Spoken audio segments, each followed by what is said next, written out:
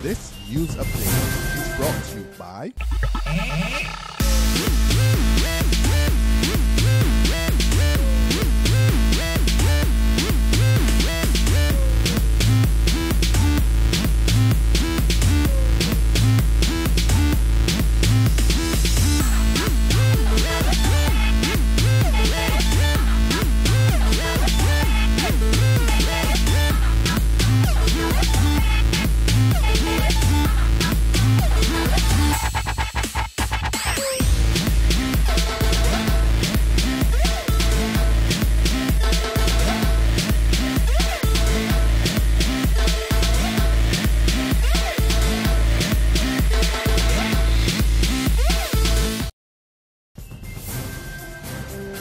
This is a Noon Barbados Today update for Monday, September the 1st, 2014. I'm Emmanuel Joseph. Thanks for joining us. Good afternoon.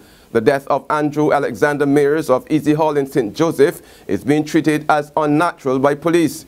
The 46-year-old died yesterday after being pinned under a motor vehicle on which he was working around 1 in the afternoon at his workshop.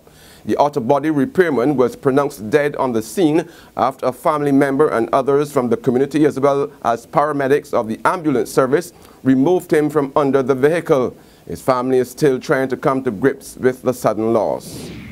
Meanwhile, 4 men were due to appear in court today on a number of separate charges.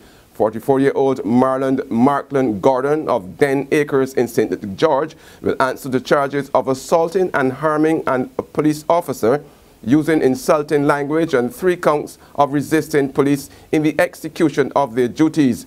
Gordon, an attorney at law and a Jamaican national, was arrested about 5 a.m. on Sunday at a fete at the Play Rising Sun in Christchurch. He is accused of injuring a female police officer who had to seek medical attention. Shaquon Xavier Hyde of Colleton Land in St. John was also expected to answer charges of assaulting a police officer. The 19-year-old is charged with attacking the officer with a cutlass as the drug squad conducted an eradication operation in Cliff Cottage and Colleton communities.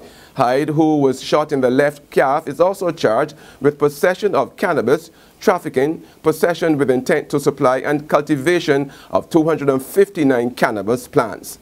And Kirk McNeil Griffith of No Fixed Place of Abode will answer to charges of possession, trafficking, and the importation of 2.8 kilograms of cannabis. The 38-year-old was arrested on August the 9th when he arrived by air at the Grantley Adams International Airport from St. Vincent. Police later found 2.8 kilos of cannabis in his suitcase. Meantime, 25-year-old Shaquon John Jose Cave of Flagstaff Road in St. Michael was being charged with the aggravated burglary of the Royal Bank of Canada at the University Drive. Cave, who was scheduled to appear in the District A Magistrates Court today, is accused of entering the banking facility about 10:25 a.m. last Friday, jumping the counter and demanding an undisclosed sum of money. Police later arrested him after 2 civilians caught him in the Lazaretto area moments later. In more police news, investigations are continuing into the circumstances surrounding the shooting of 20-year-old Jamar Aline. Aline received a gunshot injury to the right ankle around 4:45 p.m. yesterday while at Browns Beach. He was later transported to the hospital for treatment. In other news now, the Barbados Workers' Union signals it may be reviewing its role in the social partnership. The union's outgoing General Secretary, Sir Roy Trotman, told the 73rd Annual Delegates Conference at Solidarity House that while the union has always been a strong supporter of the partnership, it's now time to reflect and consider whether the country and all the partners have benefited. Can we be serious in believing that there will be benefits for us when there is a frequency, which we are now experiencing, of employers who at the same time that they wish to be in the forefront of the dialogue, when the public is available, find themselves in a position where they reject the very foundation stones of the partnership or treat them with disregard in one form or another. There's regional and international news after this short break. Hi, I'm Red Plastic Bag. Anyone who knows me knows I don't like cold.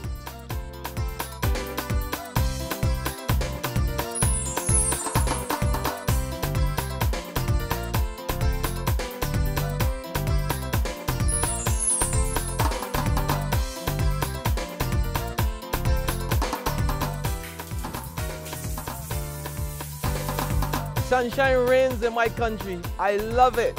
Get your sun power. To news from the region now, changes to the importation of foreign goods are not sitting well with Cubans. Residents are angry over new rules which go into effect today, limiting the amount of personal foreign imports into the country. But government says the new measures are necessary to target professional mules. Travelers will now be allowed to bring in 22 pounds of detergent and 24 bras, as well as a limit to other products. But 4 car tires and 2 flat-screen TVs will still be permitted. And finally, on the international scene, 4 men were arrested at the airport in the Philippines after allegedly failing to detonate a bomb. According to reports, the explosives were set up in a white truck which was parked outside of one of the terminals at Manila International Airport. Counter-terrorism agents caught the suspects in the wee hours of this morning assembling the explosives following a tip-off. And on that note, we end our noon Barbados Today update. We will be back again at 6 p.m. Until then, remember to log on to www.barbadostoday.bb, subscribe to our e-paper and email updates, or better yet, like us on Facebook. You can also catch us on Izumi Media in bus terminals or screenplay at supermarkets and gas stations near you for the latest news and sports. I'm Emmanuel Joseph. Have a wonderful day. This news update is brought to you by